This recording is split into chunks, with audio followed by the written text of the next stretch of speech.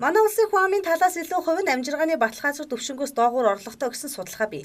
Хэдийгээр үндэсний статистикийн газраас хүн амын дундаж орлого цалин дэвтгүүрийн хэмжээг 500-аас 800 мянга гэж гарган мэдээлдэгч амьдрал дээр арга дэргэдийн тэр дундаа хөдөлмөрийн насны хүн амын авч байгаа цалин 192 мянгаас эхэлж төрийн албаныхан хувийн хвшлийнхний дундад цалин 500 мянга байлээ. Энэ мэтчлэн манад мөнгөний хаш унс үе цалин дэвтгүүр тэтгэмжийн хэмжээ маш бага гэж хэлж болохоор байгаа юм. Үүнээсээ болоод мэдээж иргэдийн худалдан авах чадвар муутхан тодорхой. Захын хорооллын дэлгүүрүүдэд иргэдийн худалдан авч байгаа өргөн хэрэглээний бараа бүтээгдэхүүнүүд гэвэл мах гурил ногоо будаанасаа хэтрэхгүй. Энэ мэтийн хэрэглээгээ хүртэл грамаар хуваан авч байгаа нь өнөөгийн иргэдийн худалдан авах чадвар ямар байгааг харуулan илтгэж байгаа хэрэг юм а.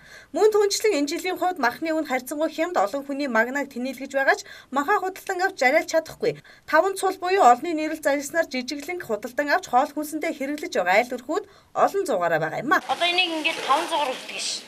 Том тавиад тэг баг авч чадахгүй ш. Худалдаа авчаад. Ерэн чадвар мод болцсон байна. Жижиглэн. Энэ одоо өөрийн 5 цул гэсэн юм ш. Яг энийг л идэж ш. Ард түмээ одоо.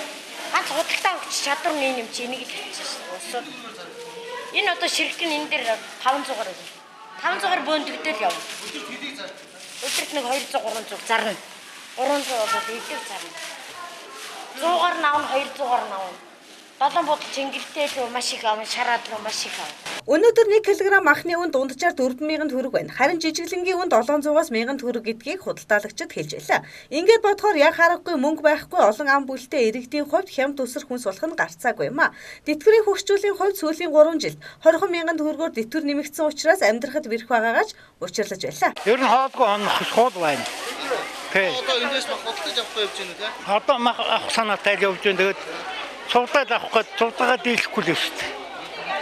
Цуглаа гэдэг чинь одоо тэгээд одоо 10,000 5-6 мянгаас эхлээд 10,000 тэгээд дийлэхгүй тэгээд одоо ингээд шүүс гоожод явж байна. Өгсөн болсон. Хууль дүрмээр сахиулж байгаа мал.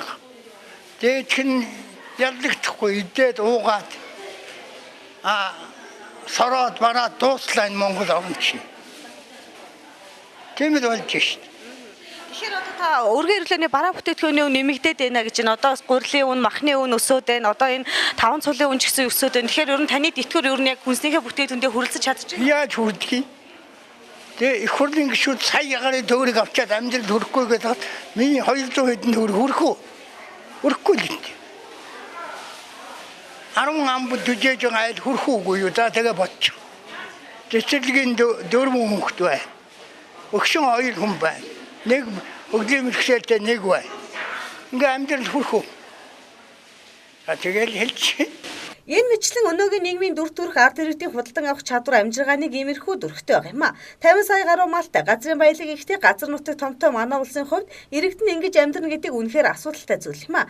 Нөгөөтэйгөр ажилгүйдлийн хэмжээ ихтэй. Мөн түнчлэн ард иргэд рүү чиглэсэн төрийн бодлого дутмаг зэрэг нь энэ бүхэнд нөлөөлж байгаа лавтай. Ард түмний тойлд уян мэдээллээ.